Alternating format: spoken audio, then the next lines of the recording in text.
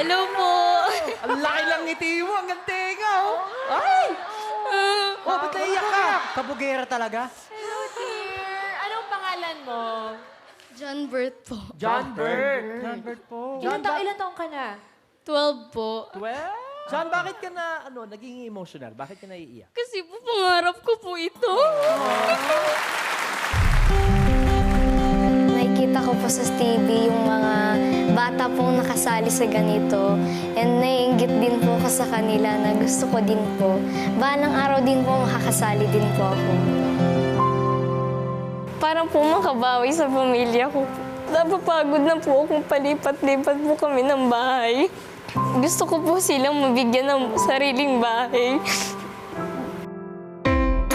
Ang aking nanay po ay housewife and nagtitindahan po siya. And ang dada ko naman po ay isang building maintenance. Pag wala naman po akong pasok, tumutulong na lang din po ako kay mama na magtinda and maglinis lang din po sa bahay. Kapag nagbebenta po ako, medyo masungit lang din po kapag medyo nasistress.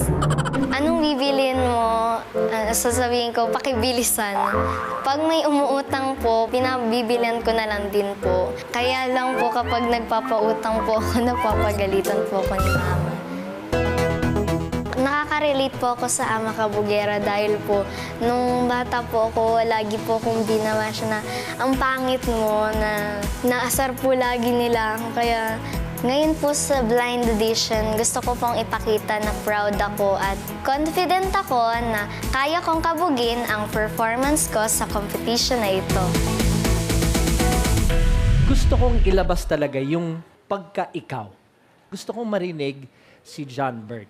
Yes. Dahil sa tingin ko, kayang-kayang mo makipagkabugeran sa harap ng mga ibang mga artist. Alam mo, kaya mo ako napaikot. Naramdaman ko yung puso.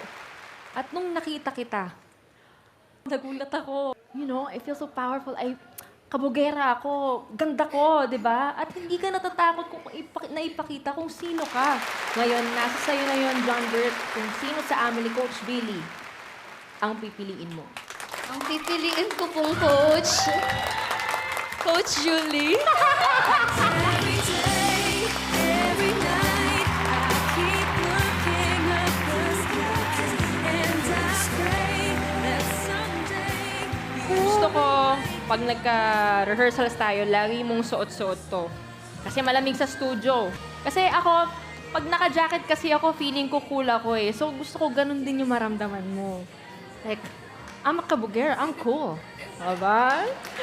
Congratulations, John Bert. Welcome to Jules Squad.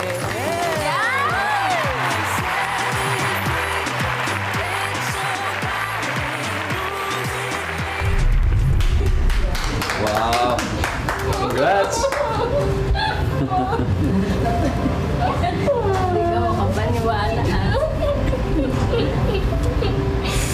Well deserved, well deserved, well deserved. Alam mo, yung mga suki talaga ng mami mo, sigurado sa tindahan, nanonood, may gusto ka bang sabihin sa kanila? Ngayon po, nandito na po ako sa The Voice Kids. Supportahan niyo po ako. Oo naman, for sure. We have more exciting scenes when The Voice Kids returns.